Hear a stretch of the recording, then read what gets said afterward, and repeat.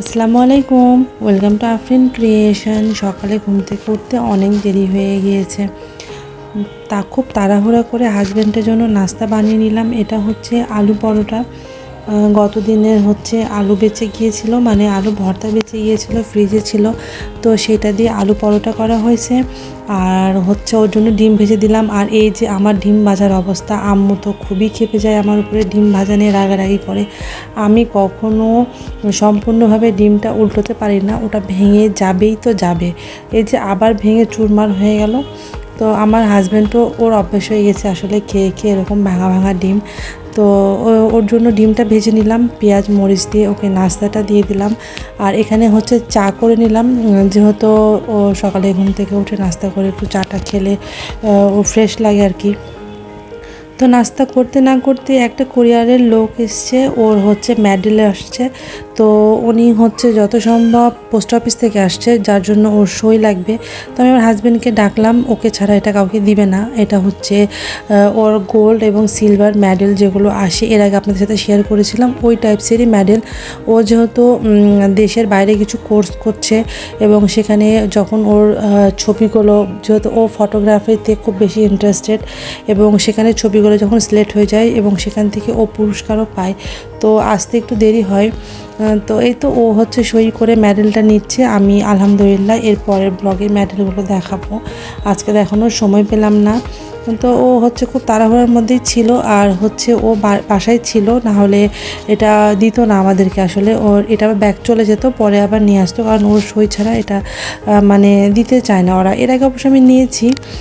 তো এই তো এখন হচ্ছে আমাদের মাসকাবাড়ি বাজার চলে এসছে, এটা কতদিনে আসছে, আমি এগুলো কিচ্ছু গুছাতে পারিনি, সময় পেয়েছিলাম না আর কি।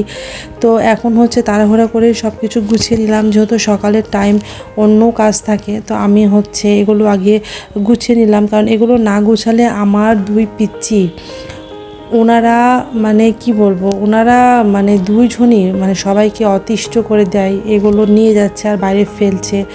তো যার জন্য বাসাতে সবাই বকাবকি করছে যেগুলো গুছাচ্ছি না কেন। তো তাড়াহুড়া করে আর কি, মানে রান্নার শুরু হওয়ার আগে আমি এগুলো নিয়ে বসে গেলাম। এগুলো না গোছালে দেখা যাচ্ছে যে অর্ধেক জিনিসই নাই হয়ে যাবে। কোথায় কোথায় ছিটিয়ে রাখবে সেটা মানে খুঁজে বের করা সো টাফ। তো আমি সবই বের করে নিলাম। আর চিনিটা একটু বেশি নিয়েছিলাম এবার, আসলে চিনিটা দেখা যাচ্ছে, তাই আপনাদের বললাম। মানে গরমের মধ্যে এত বেশি শরবত খাওয়া হচ্ছে বা কাঁচামের শরবত খাওয়া হচ্ছে, যার জন্য চিনিটা বেশি লেগে যাচ্ছে। আমাদের ওভারঅল 3 কেজিতে হয়ে যায়, তবে এবার 4 কেজি চিনি নেওয়া হয়েছে। তো আমি সব কিছু এক জায়গাতে রেখে দিলাম, মানে এটা হচ্ছে হাতের নাগালে আর কি। মানে এক এক জায়গাতে আমি সব পেয়ে যাই, আমি এভাবে রাখি, মানে আমি আলাদা আলাদা করে রাখি না, কারণ আমার মানে আমি যেখানে মানে সহজ হবে আমি সেভাবে জিনিসপাতি রাখার চেষ্টা করি, কারণ বাচ্চাদেরকে নিয়ে আমি পারি না। আর এই যে আমি এখানে কাজ করছি, আর এই যে এই মহাশয় পানি নিয়ে আসছে বোতলে করে, এবং ও এখানে বসে বসে পানি ফেলছে এবং পানি খাচ্ছে, এবং ও যে পানি ফেলছে এই পানিটাতে ও নিজেই পড়ে যাবে। তো সেটা হচ্ছে সব থেকে বড় একটি ভয়ের ব্যাপার। ও হচ্ছে এত দুষ্টু হয়েছে, যত বড় হচ্ছে মানে ওর দুষ্টুটা বেড়েই চলেছে। তো সবাই বলতেছে ছেলেরা একটু বেশি দুষ্টু হয়, ছেলেরা একটু বেশি দুষ্টু হয়। তো আমারটাও দেখছি মাশাআল্লাহ বেশ চঞ্চলা হয়ে গিয়েছে। তো ওর খেলা ওই খেলুক, আমি আমার কাজগুলো করে নিই এই ফাঁকে, নাহলে ও এখানে এসে সব মানে একদম আবার এলোমেলো করে দেবে। তো তারপরে আজকে আমার রান্নাটা শেয়ার করতে পারিনি, যেহেতু আজকে বাসাতে কাজের বউ আসেনি, অনেক বেশি কাজ ছিল। তো এদিকে আম্মু রান্না বান্না কমপ্লিট করে ফেলেছে। এখানে চিংড়ি মাছ, আম ডাল, আর হচ্ছে এটা হচ্ছে ভিন্ডি ভাজি, আর হচ্ছে শাক। এই আজকে সিম্পল রেসিপি ছিল, কিন্তু রেসিপিগুলো খুব ভালো ছিল। আর চিংড়ি মাছটা আজকে অনেক টেস্ট হয়েছিল, যেহেতু একটু টমেটো দিয়ে রান্না হয়েছিল।